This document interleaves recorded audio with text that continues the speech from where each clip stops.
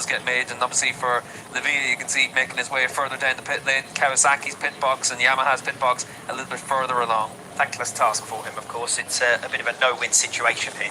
Yeah, and you can see there Kim Rhoda beside him as well from ProBike Racing, and we'll see what decision is made. And you can see for Lavia making his way all the way along pit lane.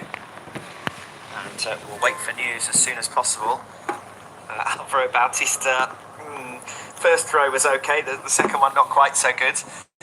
As he's been clowning around and celebrating his birthday. Just trying to get the knee sliders up to the balcony above where the spectators have been waiting patiently. And that needs to be one of our primary thoughts, is that we've got spectators on hand waiting for racing here this afternoon. And that goes in both ways, of course. On the one hand, you don't want them to be hanging around if it ends up being a postponement. But on the other hand, of course, they've come to see racing. Just saw Alex Lowe's making his way out of the front of the pit box there. Unfortunately, he is unfit, unable to take his part in the Indonesian round for 2021, very much part of KRT for next season as well, the 22 campaign, and a stable lineup as far as this team is concerned, with Jonathan Rea back to try and recover the world title that he's just lost earlier on today. Deep in discussions, Jonathan Rea, Perariba and Gregorio Lavia, as we've already said, making his way down the pit lane, talking to all of the main stakeholders, all of the big teams here in the Superbike World Championship. Yeah, three of the most experienced riders on the grid as well. Of course, Jonathan Rea, Chaz Davis, a lot of experience in the Superbike class.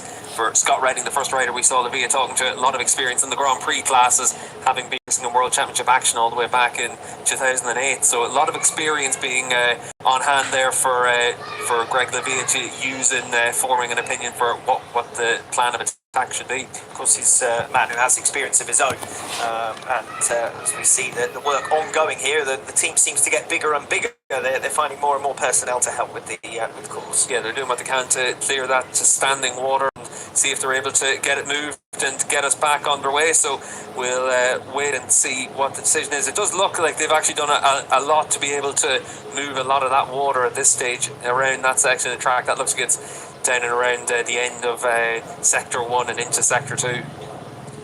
So we wait for further information. The scheduled final track conditions check was at 4 p.m.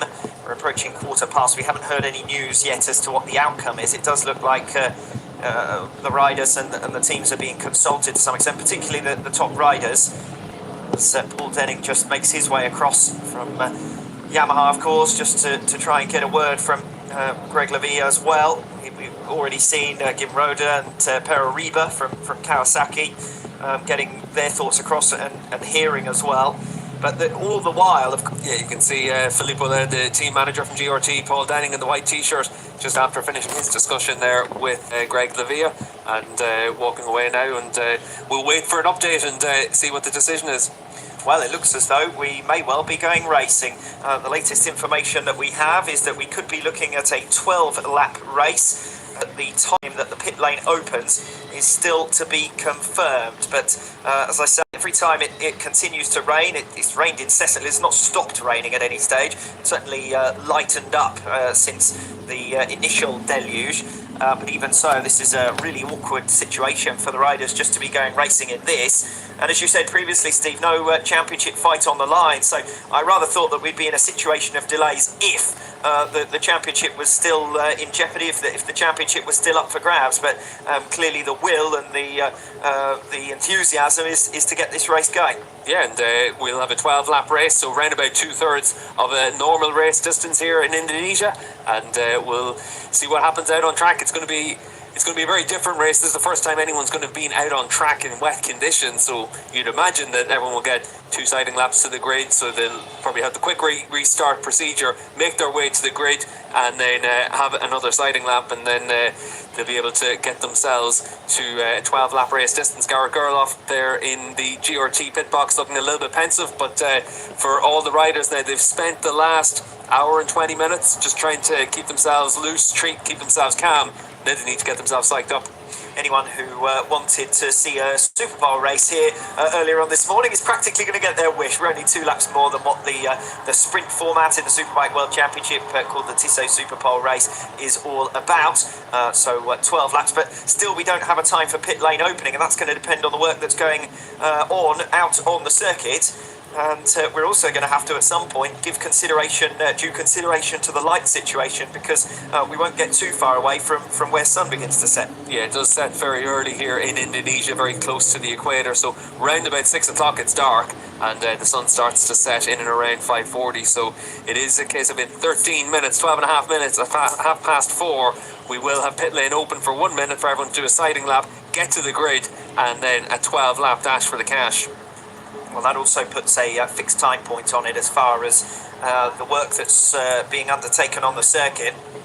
This is going to be a very cautious race, I think, if we do get a race, because nothing on the line as far as the World Championship is concerned. You can see from these pictures it is still driving rain. Yeah, and it is going to be a real challenge for everyone out there in these conditions. Teams need to get their bikes into pit lane, get them warmed up again. And just looking out of our now, milling around, just trying to get themselves ready. They know in 12 minutes that they've got to get themselves out on track. Yes, the teams, to be fair to them, have been prepared for quite some time. We've seen change of clothes, that was worthwhile, from some of the teams. We've also seen the riders consistently in their racing gear and ready to go. So the mentality has certainly been to return to racing for them, even if there looked to be a bit of doubt as to whether they really wanted to go out there for another race in these current conditions with very heavy rain. And even from these images you can see that's not going to be a lot of fun for the riders. Well, we'll wait and see how much fun they have out there. There's going to be a few riders that are going to look forward to it. Certainly the likes of Axel Bassani. He's trying to make sure he can finish the season as the leading independent rider. He's only 8 points behind Garrett Gerloff, so he needs to pick up quite a few points in this race.